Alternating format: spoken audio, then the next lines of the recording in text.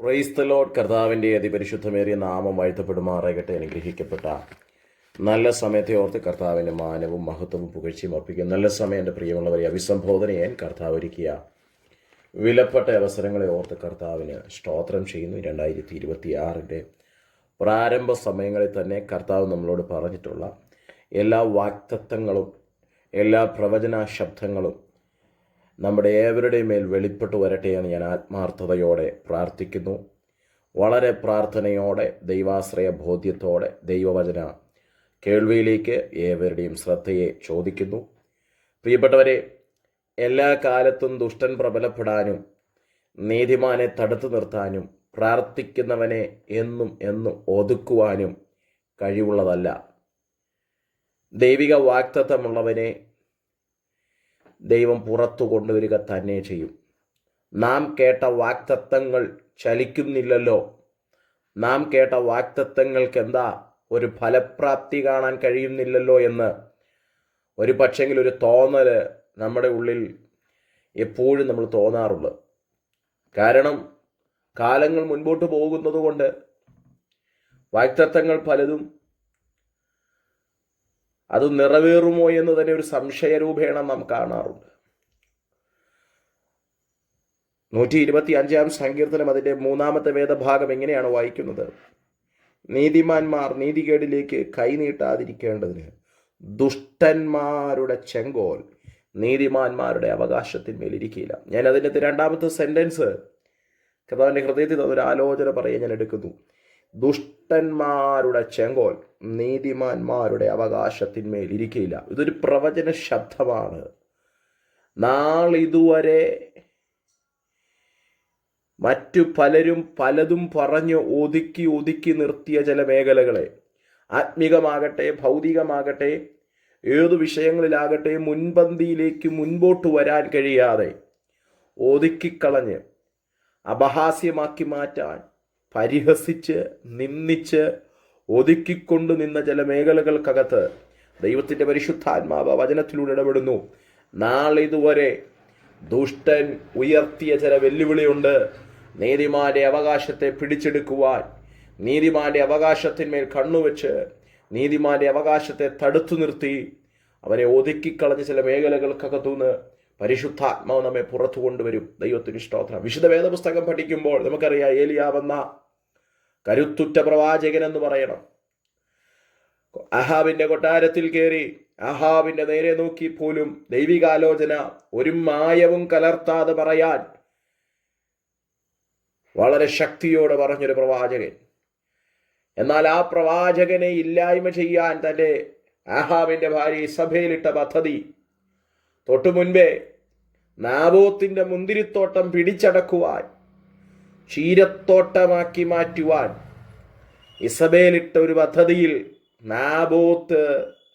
നാബോത്തിന്റെ രക്തം ചീന്തിക്കളഞ്ഞു. ദൈവത്തിന് സ്തോത്രം. ആയതുപോലെ എല്ലാവരുടെയും രക്തം ചീന്താമെന്നും എല്ലാവരെയും നശിപ്പിക്കാമെന്നും അവൾ കരുതിക്കൂട്ടിയിട്ട പദ്ധതിക്കകത്തുനിന്ന് ഏലിയാവെന്ന ദൈവമനുഷ്യനെ ദൈവം പുറത്തു കൊണ്ടുവരുന്നൊരു കാഴ്ച രാജാക്കന്മാരുടെ പുസ്തകത്തിൽ നമുക്ക് മനസ്സിലാക്കാൻ കഴിയും. പ്രിയപ്പെട്ടവരെ, ഇന്ന് നാം പ്രാർത്ഥിച്ചുകൊണ്ടിരിക്കുന്ന പലവിധമായ ഭാരങ്ങളിലുള്ള വിഷയമുണ്ട്. ഒരുപക്ഷെങ്കിൽ എല്ലാവർക്കും ഒരു വിഷയമല്ല, പലവിധ വിഷയങ്ങളിൽ ഓരോ വ്യക്തികൾ ഭാരപ്പെടുന്നത്. വ്യത്യസ്ത വേദനകൾക്കകത്തൂടെ കടന്നു പോകുന്ന അനേക വ്യക്തികളുണ്ട്. ഇന്നെൻ്റെ മാതാപിതാക്കളോട്, സഹോദരങ്ങളോട് സകല പരിമിതിയും നമ്മുടെ മാനുഷിക നിലയിൽ അവസാനിച്ചു.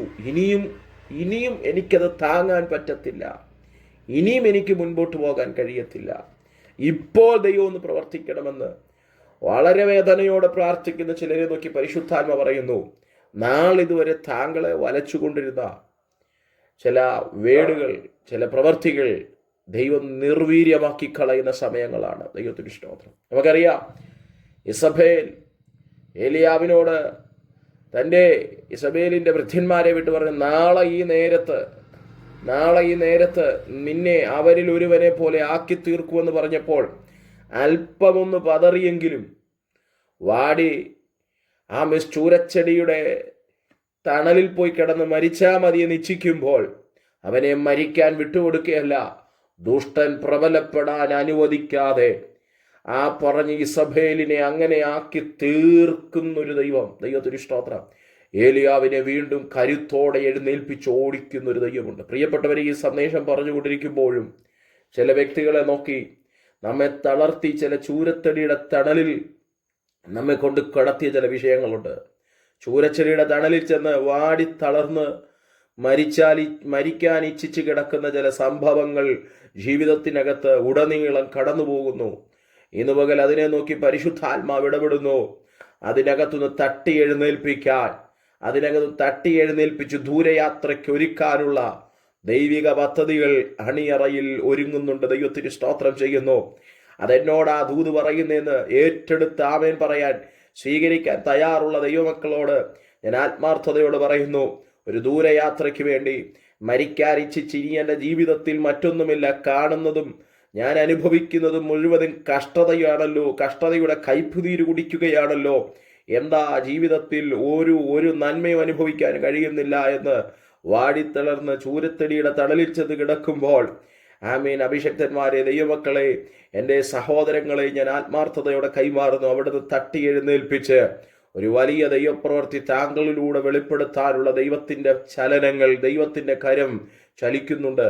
നമുക്കറിയാം, വിശുദ്ധ വേദപുസ്തകം ഉൽപ്പത്തി പുസ്തകത്തിലേക്ക് വരുമ്പോൾ 26-ാം അധ്യായത്തിൽ വായിക്കുമ്പോൾ 18-19 വാക്യങ്ങൾ വായിക്കുമ്പോൾ ഇങ്ങനെ കാണുന്നു. തൻ്റെ പിതാവായ അബ്രഹാമിൻ്റെ കാലത്ത് കുഴിച്ചതും അബ്രഹാം മരിച്ച ശേഷം ഫെലിസ്തീൻ നികത്തിക്കളഞ്ഞതുമായ കിണറുകൾ ഇസഹാക്ക് പിന്നെയും കുഴിച്ചു. ദൈവത്തിന് സ്തോത്രം. എന്ന് പറഞ്ഞാൽ പിതാക്കന്മാരുടെ കാലത്ത് മണ്ണിട്ട് മൂടിക്കളഞ്ഞ, അബ്രഹാമിൻ്റെ കാലത്ത് മണ്ണിട്ട് മൂടിക്കളഞ്ഞത് 19-ാം വാക്യം തുടർന്നു. ഇസഹാക്കിൻ്റെ ദാസന്മാർ ആ താഴ്വരയിൽ കുഴിച്ചു നീരുറവയുള്ളൊരു കിണർ കണ്ടു. പ്രിയപ്പെട്ടവരെ, ആ സ്തോത്രം, ശത്രുവിൻ്റെ ചെങ്കോൽ, ദുഷ്ടന്റെ ചെങ്കോൽ നീതിമാന്റെ അവകാശത്തിന്മേൽ എന്നും വാഴുവാൻ ഇരിക്കുവാൻ അനുവദിക്കാത്തൊരു ദൈവത്തിൻ്റെ കാര്യം ചലിക്കുന്നുണ്ട്. ഇന്ന് പകൽ വളരെ പ്രാർത്ഥനയോടെ ദൈവത്തിൻ്റെ സന്നിധിയിലേക്ക് കണ്ണുയർത്തി പ്രാർത്ഥിക്കാൻ തുടങ്ങുക. പ്രിയപ്പെട്ടവരെ, നമ്മെ വെല്ലുവിളിച്ച, നമ്മെ തകർക്കുമെന്ന് പറഞ്ഞ, ഇതോടെ നിന്നെ അവസാനിപ്പിച്ച് കളയുമെന്ന് വെല്ലുവിളിച്ച ചില മേഖലകളെ നോക്കി നാം തളർന്നു പോകാനല്ല ദൈവം നമ്മെക്കുറിച്ച് ആഗ്രഹിക്കുന്നത്. അവിടെ നിന്ന് കരുത്തോടെ എഴുന്നേൽപ്പാൻ, പ്രാർത്ഥനയിൽ ജാഗരിക്കാൻ, പ്രാർത്ഥനയിൽ മുൻപോട്ട് പോകാൻ, ദൈവസന്നിധിയിൽ അപേക്ഷിക്കുവാൻ, പ്രാർത്ഥിക്കുവാൻ ദൈവം ആഗ്രഹിക്കുന്നു. ഇന്ന് പകൽ എത്ര പേർക്ക് എന്നോട് ചേർന്ന് ദൈവത്തിന് മഹത്വം കൊടുത്ത് ഞാൻ പ്രാർത്ഥിക്കാൻ തുടങ്ങുകയാ. എന്നെ തകർക്കാൻ ഒരു ശത്രുവിൻ്റെ കരത്തിനും ശത്രുവിൻ്റെ ചെങ്കോലിനും കഴിയത്തില്ല. എൻ്റെ മേലുള്ള ദൈവിക വാഗ്ദത്തങ്ങൾ 2026 ഞാൻ പ്രാപിച്ചെടുക്കും. എൻ്റെ തലമുറയിൽ മേലുള്ള ദൈവിക വാഗ്ദത്തങ്ങൾ അവരുടെ മേൽ പ്രാപിച്ചെടുക്കുവാൻ ഞാൻ ഇടിവിൽ നിൽക്കും. എൻ്റെ കുടുംബത്തോടുള്ള ദൈവിക വാഗ്ദത്തങ്ങൾ 2026 വിട്ടുപോകാൻ അനുവദിക്കാതെ പ്രാരംഭ സമയങ്ങളിൽ തന്നെ അത് ഞാൻ നേടിയെടുക്കും, പ്രാപിച്ചെടുക്കുമെന്ന് പറയാൻ, പ്രാർത്ഥിക്കാൻ എത്ര പേർ തയ്യാറുണ്ട്? നാളിതുവരെ വർഷങ്ങളായി, കാലങ്ങളായി ദുഷ്ടൻ ചെങ്കോൽ കൊണ്ടുവച്ച് വാഴുവാൻ ഇച്ഛിച്ച് നമ്മെ പ്രാർത്ഥിക്കുന്നവനെ, നീതിമാനെ നശിപ്പിക്കുവാൻ ആലോചനയിടുമ്പോൾ അതിൻ്റെ നടുവിൽ പ്രാർത്ഥിക്കുന്ന ദൈവമക്കൾ, പ്രാർത്ഥിക്കുന്ന മാതാപിതാക്കൾ, പ്രാർത്ഥിക്കുന്ന സഹോദരങ്ങൾ എഴുന്നേൽക്കട്ടെ. വളരെ പ്രാർത്ഥനയോടും ദൈവാശ്രയ ബോധ്യത്തോടും ദൈവകൃപയോടും നമുക്ക് ശക്തിയോടെ മുൻപോട്ട് പോകാം.